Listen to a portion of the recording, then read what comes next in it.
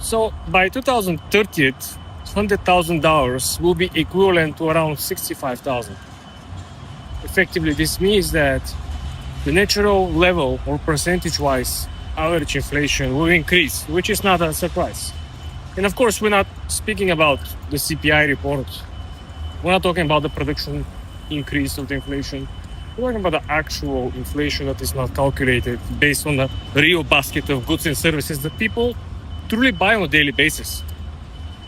So what this even means for you, personally and professionally? Well, if you have a business, you have to raise prices. Raising prices is painful. A lot of clients will stop using your service or stop buying your product. They will look alternatives.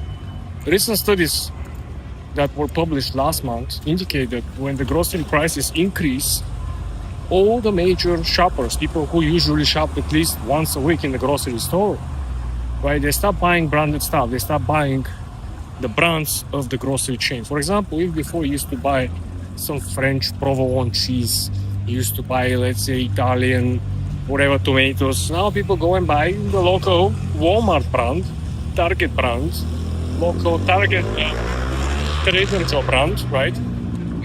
So people scale down. People not stop buying what they need to buy, the necessities, but people downgrade the brand. So how do you actually prevent this happening with your company? By 2030, right? You don't want people to start buying someone who is undercutting your prices, right? You don't want your brand to essentially downfall because of lack of sales. Well, how you fix this is you start raising the prices little by little from now. So effectively you can calculate how much the percentage or the actual price of you keeping the same margins of your goods and services will be by 2030. Let's say, for example, now you operate on 40% profit margin. Well, when you adjust the average percentage inflation, you will understand that the buying power of your 100,000 revenue times whatever revenue you are making or you'll be making, your projection, of course, with estimated average growth. I'm not talking about if you're making 1 million for you to expect to make $50 million in whatever 4 years or 3 years. So when you actually get the average percentage inflation and when you compute the projected earnings, you will get the prices that you should set for every single year. Little increase.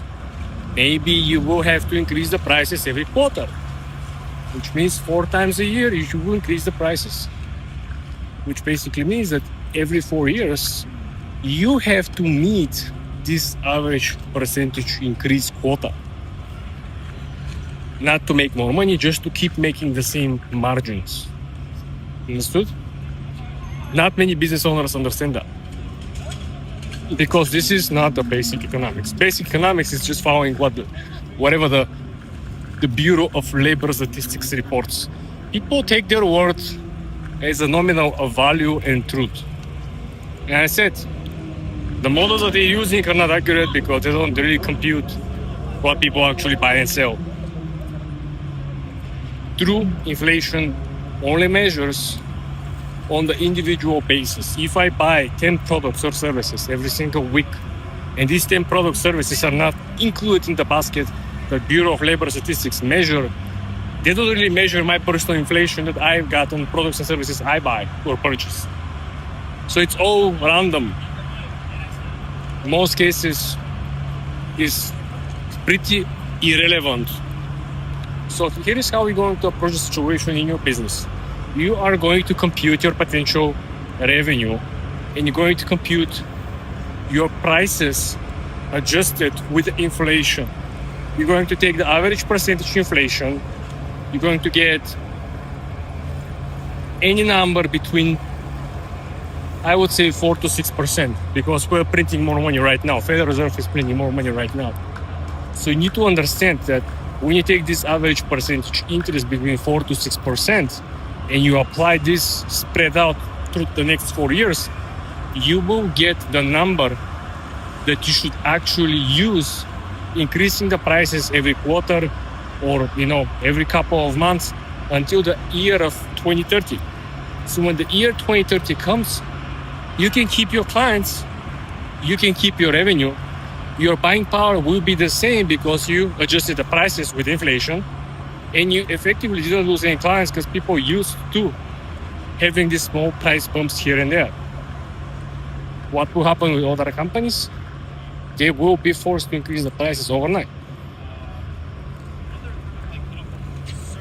So what is going to happen? Well, when you increase the prices overnight, everyone will churn. Over 60% of the clients will churn. If we used to charge,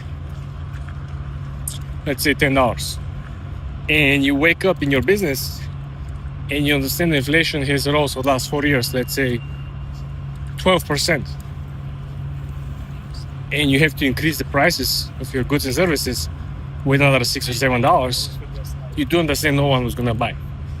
Maybe it's very slim, small percentile of people who really do not make any difference, don't see any difference between $10 and $19 or $10 and $18 will keep buying. But this won't be enough for you to cover the cost and the labor and whatever, right? The math will not matter at this very point. So after we solve this issue for your business, how are you going to adapt your personal spending, your personal expenditures? Well, presumably everything that you usually buy, clothes, accessories, vacations, absolutely everything will be more expensive. There's no world where things are going to get cheaper, especially on the commodity side. Commodity side is everything that is actually physical. Hats, sunglasses, clothes, merch, whatever. Why? Well, so far people had money. Inflation was kind of in control.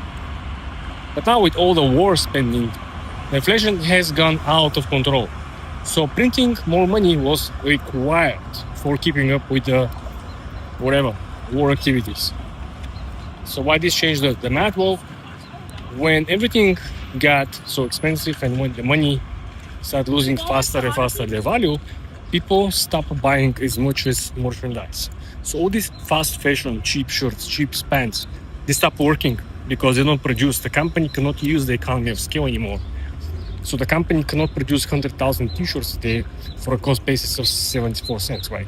So if they cannot produce 100,000 shirts, do the math. They have to produce 50,000 shirts. So the cost jumps double. So if they produce 74 cents a shirt, and now if they can produce only 50,000, so the cost basis jumps double. So 150 a shirt. So they cannot sell the cheap fast fashion anymore, right? Do the math. This is just figuratively speaking. We're not, using hardcore data. But just on the numbers, this is exactly how it works. And this is why the economy of scale for all these fast fashion brands and even the luxury brands which rely on premium will not be as effective.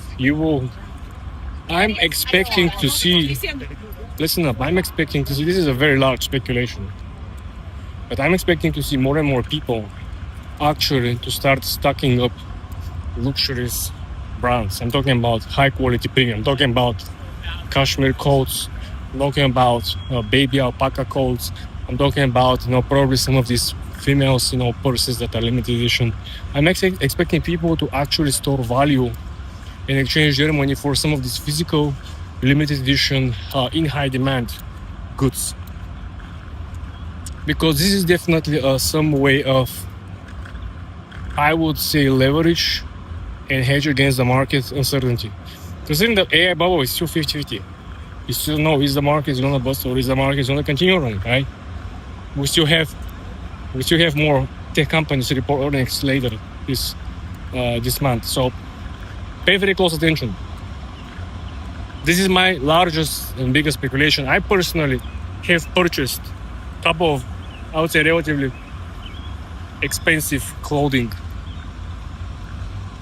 Not for myself, I just exchanged. I sold a bunch of other, mid-tier brands and bought one very, very high-tier brand. Not for me wearing it on the streets, but me just keeping it as investment, because I know at any point in time I can just liquidate the item and extract much more cash. What I'm saying, let me simplify. Let's say I have 3 different P codes, right? Or just random brands. Let's say some mid-tier brands, whatever. And so each one of them, and with the purchase, with the budget, selling these 3 different P codes, I bought, European coat. Something like this. Exceptional difference between the liquidity of these expensive brands holds value, and it's easily, you can go and, I can go tomorrow and drop the coat at the pawn shop, right? And I can get 400, 500, 600 cash on hand.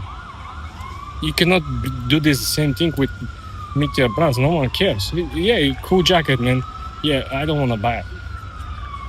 Because there is something else, except the intrinsic value. There is something attached to the longevity of the item. It's not just quality, it's not just brand, it's the value proposition.